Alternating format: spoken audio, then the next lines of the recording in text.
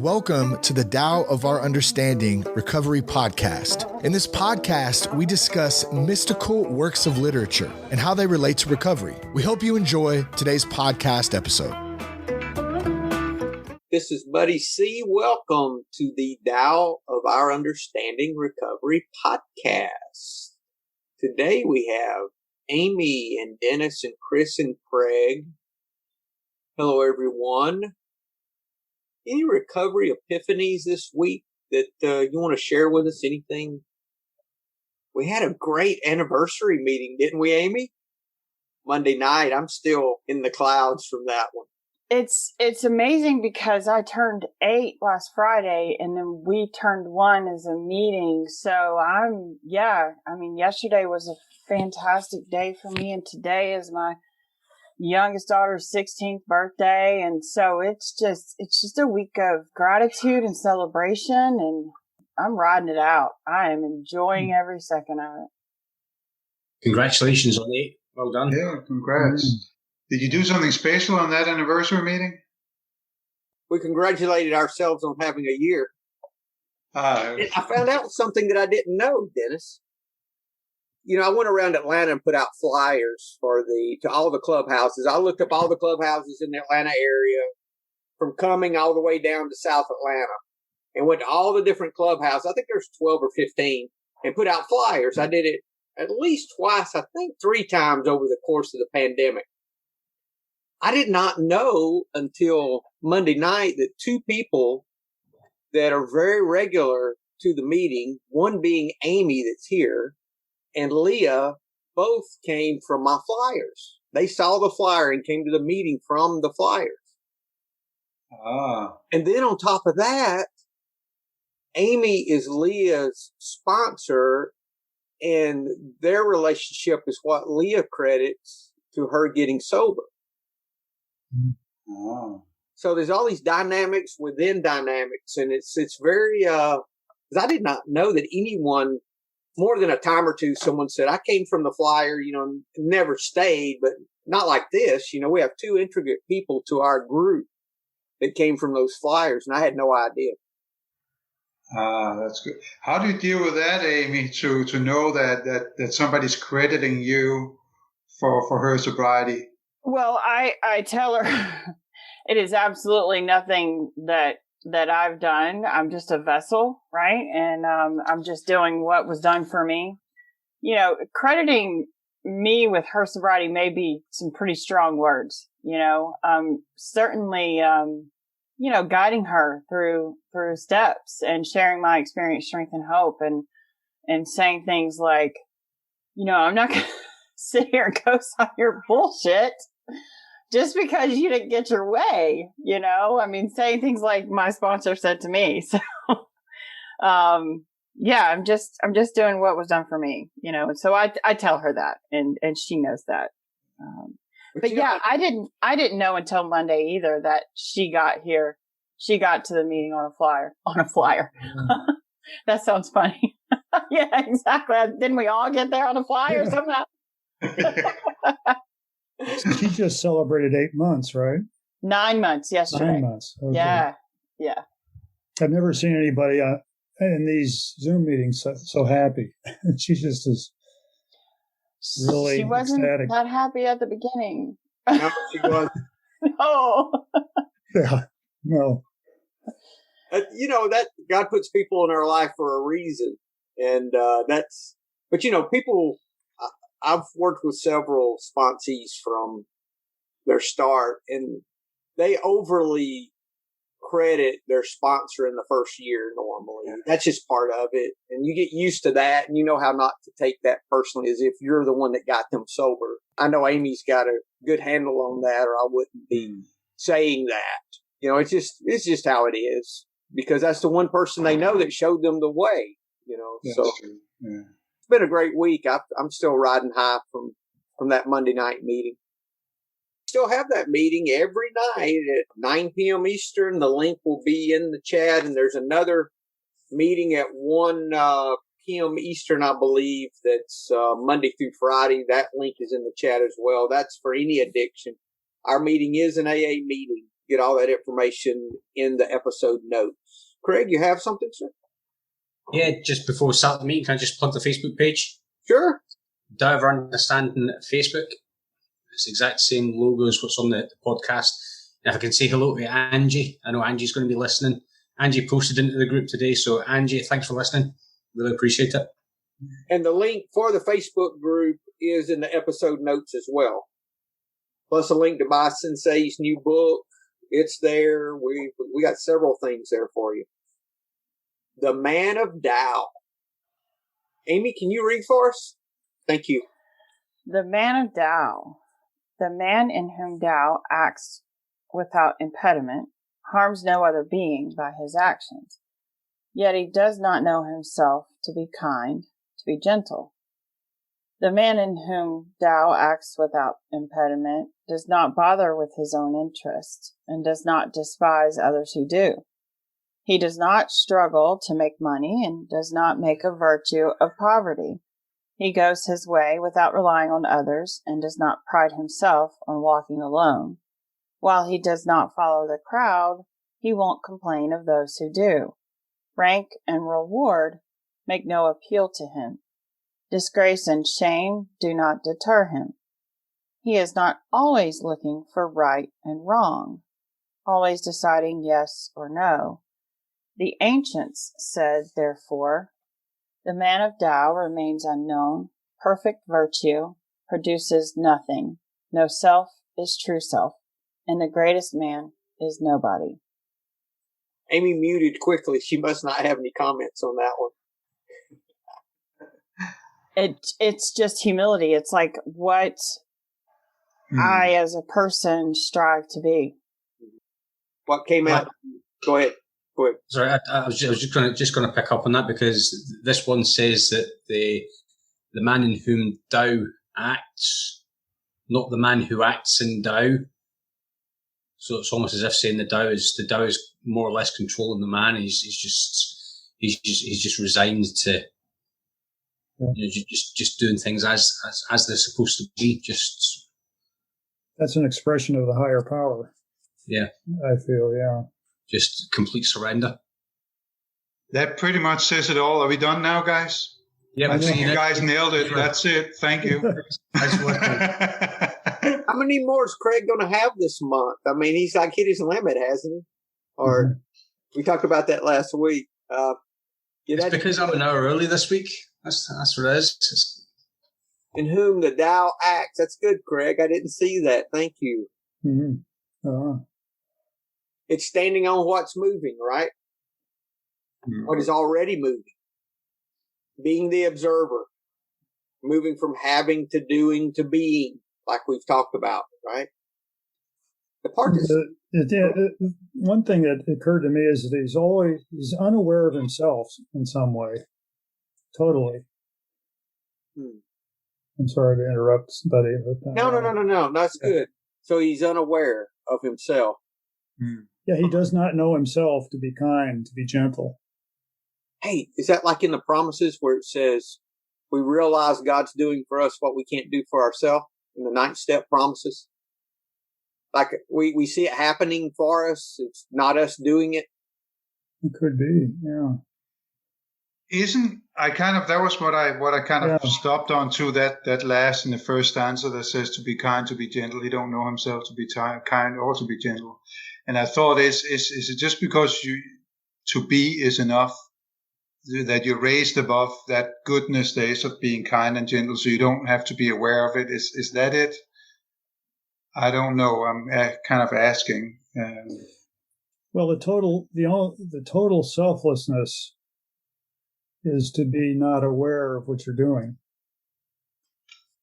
You know, it's the sentiment about helping to help yourself. You know, doing like in AA they discuss about if you're doing it for your own benefit, if you're helping somebody else to help for your own benefit, that's just one step to where you want to be. Okay. So it's doing the kindness without trying to be kind. Yeah. So yes, I get it. So you're just doing the right action, but without reaping the benefits of it, or look for validation.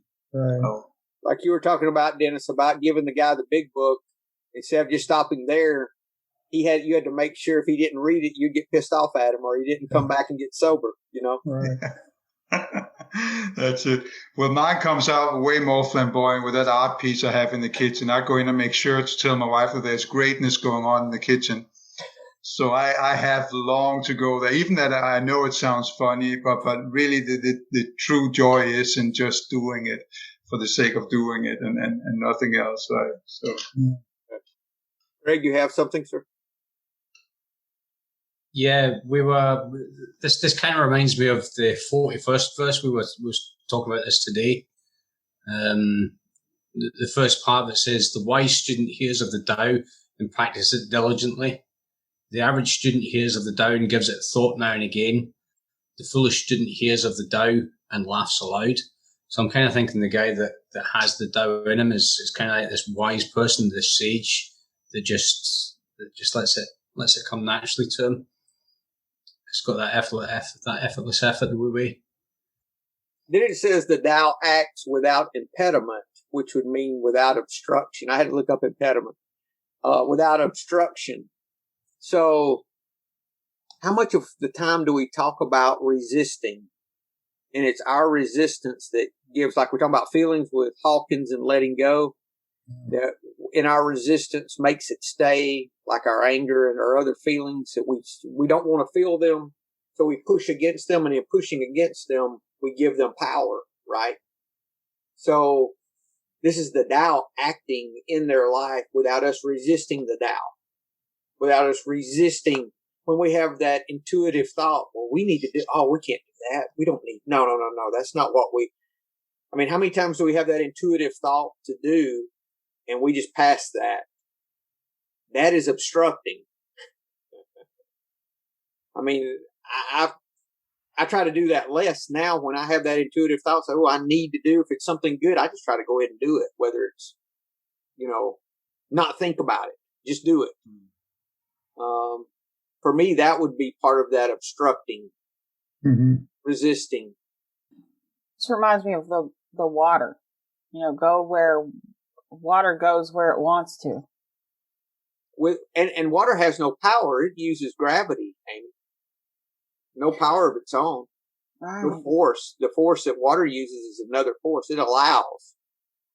I like that metaphor all the time. The least resistance, that's what makes, so you're always going downhill, right? Least resistance, and then just letting things happen. And I guess that goes along with that. What is it that you keep saying, buddy? You said earlier, staying with the changes. What do you call that? You always say it's staying with the changes, or going with the... go with the flow. Stand on what's moving. Stand on what's moving. Yes, that's what I mean. That's kind of good. So he does not intentionally be kind. It's just his nature. How about this? Does not bother with his own interest. In other words, more than he doesn't pursue it, he just don't bother with it. That's a whole nother level. Right. I don't pursue my own interest because I know that's not what I need to do. It's not even that. He just doesn't even bother with it. It's like a passing thought. And yet again, he lets others just do it without despising them, right? I think that's pretty good. Judge. Okay, yeah. He's taking nobody else's inventory. Right. Oh, I got a long way to go here, guys. Oh, my goodness. How many times have I done the right thing and then I have to resist judging everyone else whom I don't believe are doing the right thing? Yeah. I'm sitting here judging you as it is. Yeah. He doesn't follow the crowd, but he won't complain of those who do. Shame does not deter him. The one thing that got me scratching my head here a little bit is he is not always looking for right and wrong. Mm-hmm. Now, why is that always in there? Yeah, that makes me think that sometimes he does look for it, right? Yeah. I mean, you can't be perfect, I guess, is the point, maybe. Maybe. Mm-hmm. I don't know. I saw that too, Chris. I was I don't see I don't know about that. I don't know. Yeah. Maybe it's a comparison to the average person. Many times do I think on a daily basis, that's right, that's wrong, that's good, that's bad. I think sometimes it's ingrained in the nature of some people just to be like that. That it's either good or it's bad. Maybe he just accepts everything for what it is because he's not always looking for good and bad. He's just accepting things for the way things are. It just is. Then I was thinking about the second chapter of the Tao Te Ching too, Craig, on this.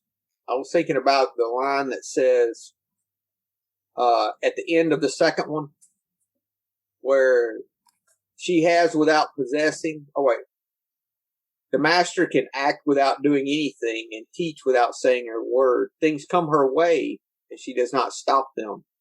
Things leave and she lets them go. She has without possessing and acts without any expectations. When her work is done, she takes no credit. That is why it will last forever.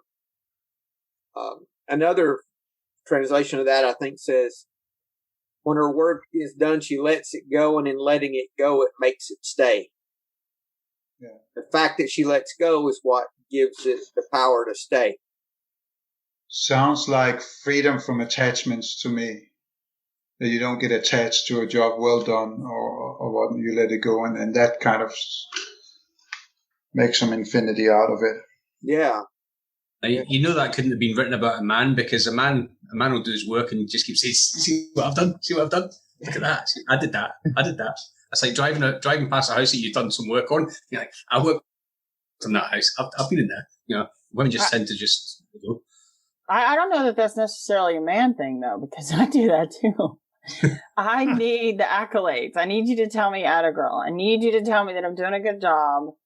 I mean, that's just me. So that's good to hear. I always thought that it was a male ego thing to go in there and bang your chest. Honey, I fixed it. Look, come see.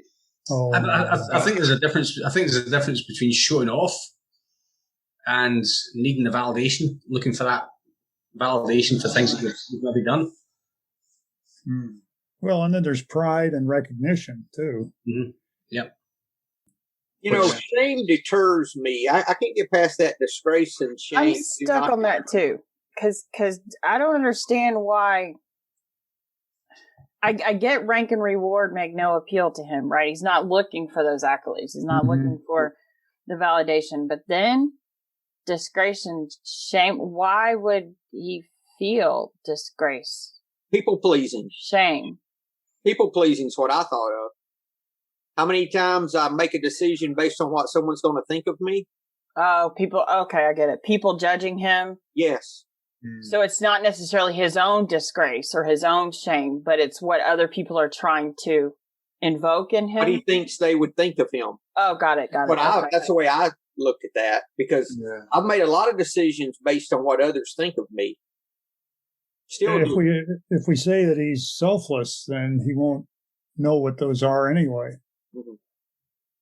Or maybe it's everybody else's disgrace and shame that don't deter. Notice it doesn't say he doesn't see it. He says it doesn't deter him. Yeah, it actually starts saying, make no appeal to him. Disgrace and shame do not deter him. Not that he doesn't see it. Yeah. See, that's even another level. He sees that people are going to try to put shame on him, but he does it anyway. Well, I guess in the whole context, he won't complain of those who do, right? So other people are looking for rank and reward. No big deal. Other people get disgraced and shame. Okay. Oh. I'm kind of seeing it from the other side, that it doesn't matter to him if you're disgraced or shamed. He's like the water that nourishes. The water doesn't judge. The water's gonna, like the water will slake any person's thirst. The water doesn't judge if you're good or bad. I think maybe that's what I'm seeing on this. He's not bothered about what you've done, what you're doing. He's just going to be there to help. It's like the bad man. What's the bad man? A good man's teacher. What's a good man? A bad man's teacher. I've killed that conversation. No, that's good. I think it makes sense. Yeah, that's good, Craig. Thank you. And the result is that last stanza, the man of Tao remains unknown. Perfect virtue produces nothing, like nothing of self, I think. Not that he doesn't have any achievements, but they're not within himself. They're not. No self is true self. And the greatest man is nobody. Third note that it's Tao Te Ching chapter 30. Okay. The master does his job and then stops. He understands that the universe is forever out of control and that trying to dominate events goes against the current of the Tao. Because he believes in himself, he doesn't try to convince others. Because he's content with himself, he doesn't need others' approval. Because he accepts himself, the whole world accepts him. After you have attained your purpose, you must not parade your success. You must not boast of your ability. You must not feel proud. That's chapter 30 in Dyer's book. That is emptiness, no agenda, right? Mm-hmm. I heard an example this morning that kind of fits with this, that the Tao is like a comfortable pair of shoes. You put your shoes on, and if they fit right, you don't think about them the rest of the day. You just go about whatever else there is to do. But if they're too small or too big or they're rubbing some way, the only thing you think about are your shoes all day long. That's good. That's very good. Or like it was in the readings yesterday, wear a loose garment. What is that phrase? And we wear recovery like a loose garment. Is that correct? I think the way they say it, the same kind of thing. The world as a loose garment. The world is a loose garment. Is that okay? Thank you. It's that same idea that we're to flow in this thing and not unobstructed. So I'm going to take this back to 12 and 12 real quick. Page 92. It says, as an insurance against big shadism, we can often check ourselves by remembering that we are today sober only by the grace of God, and that any success we may be having is far more His success than ours. Yeah. That all also ends the conversation pretty well, right there. Nobody can trump that. That's pretty good, Amy. Yeah. What, page 97, you said? Page 92. 92. Yeah. Can't we say that about everything? We can say that about our sobriety, but we can say that about our relationships. We can say that about our job. We can say that about anything, that it can be more His success than ours. Yes, and that is the definition of surrendering, letting go without attachments, right? I don't have anything to do with this. And with the sponsees also, it's not me. This is simply something greater. That's good. Actually, that last sentence made me think about, and I don't remember if it's Plato or what it is, the one where it says, and the greatest man is nobody. Because at that time, they were going around to see who the greatest philosopher was. And I don't remember if it was Plato or one of those where he was asked, and they found out that he was the greatest thinker of all. And the only reason why he got elected for that was because he knew he wasn't. And he was the only one who knew that he wasn't the greatest thinker, and that kind of made him the greatest philosopher. Humility, right? This time, huh? His humility. Yes. It goes back to that idea of our acknowledgement of a power greater than ourselves holds everything that we need. Like in the second step, we came to believe that a power greater than ourselves could restore us to sanity, restore our sanity. That is being nobody. Because we're surrendering to this power that's greater than ourselves. So that is being nobody, really. Give that to the ego so the ego can chew on that. That's good. All this is just a description of being nobody. Isn't it? Yes. Any success we may be having is far more His success than ours. Finally, we begin to see that all people, including ourselves, are to some extent emotionally ill as well as frequently wrong. And then we approach true tolerance and see what real love for our fellows actually means. Will become more and more evident as we go forward that it is pointless to become angry or to get hurt by people who, like us, are suffering from the pains of growing up. You think the Man of Tao was aware of page 92 in the 12 and 12? I really like that saying. It reminds me of a friend in the fellowship that used to say that.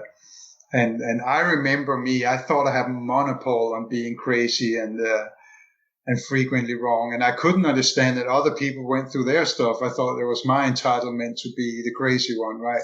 And they were the one that needed to fix me. Oh my goodness, were I wrong. But then just accepting that people are being people and have that is a great thing, actually. So that's like disgrace, shame, rank, and reward all in one right there, Dennis. Yeah. All of that. You wanted all the things. Yeah, I did. There was totally ego. I want the good and the bad. Yeah. Buddy, you mentioned step 2 a minute ago, and there's a worksheet that I use for step 2, and there's a little excerpt on water. Water is everywhere and in all living things. We cannot be separated from water. No water, no life. Period. Water comes in many forms: liquid, vapor, ice, snow, fog, rain, hail. But no matter the form, it's still water. Human beings give this stuff many names in many languages in all its forms. It's crazy to argue over what its true name is. Call it what you will, there is no difference to the water. It is what it is. Human beings drink water from many containers: cups, glasses, jugs, skins, their own hands, whatever. To argue about which container is proper for the water is crazy. The container doesn't change the water. Some like it hot, some like it cold, some like it iced, some fizzy, some with stuff mixed in with it, like tea, coffee, whatever. No matter, it does not change the nature of the water. Never mind the name or the cup or the mix. These are not important. What we have in common is thirst. Thirst for the water of life. As it is with the water, so it is with God. And that's Robert Fulghum. This chapter is really about being that vessel. Being powerless. Just taking what comes, not surrendering to the moment. And here's a full circle. We were just talking at the beginning about not taking credit. That it's not mine. I'm just a vessel. So there's that circle again. It's the circle. Thank you, Amy. Mm-hmm. I didn't see that. That's the first thing we were talking about, wasn't it? I get chillies when that happens. That's pretty good. So let's not keep talking now, right? I was just sitting with it for a minute. That's good. If anything else came to the top.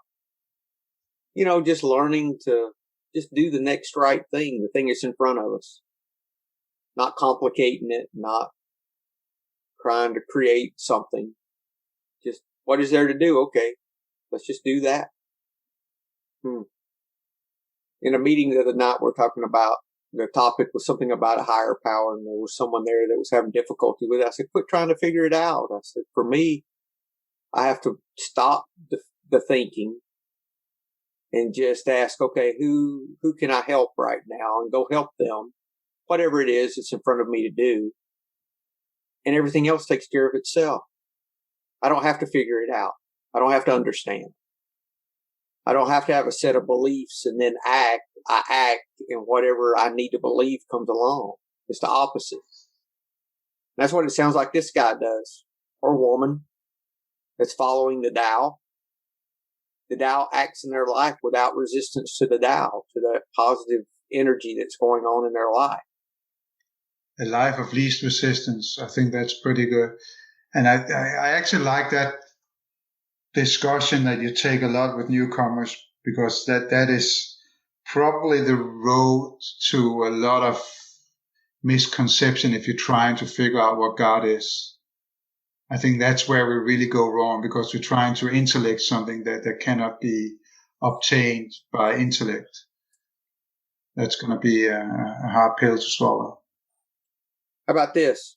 If you go down through this reading today and talk about his actions, first of all, we see that he does not obstruct the Tao in his life. He harms no one. He does not know himself. He does not bother. He does not despise. He does not struggle. He doesn't make of virtues. He doesn't rely on others. Doesn't have self-pride. Does not follow, but he does not complain. He is not always looking. That's his actions. And he remains unknown. Has no agenda, right, Chris? No agenda. Yeah. I know people who try to look like they're remaining unknown, but by God, they want to be known. I mean, they have an agenda. Yeah. Well, somebody should have told that to Queen when they were singing Somebody. They should have been singing Nobody instead. That would really have hit the nail, but no, I don't. In letting it go, it makes it stay. That is being nobody. When you let it go, it makes it stay. Good stuff. Anything else, guys? We're all good? I'm good. Okay. Okay, everybody, have a great week. We'll see you next week.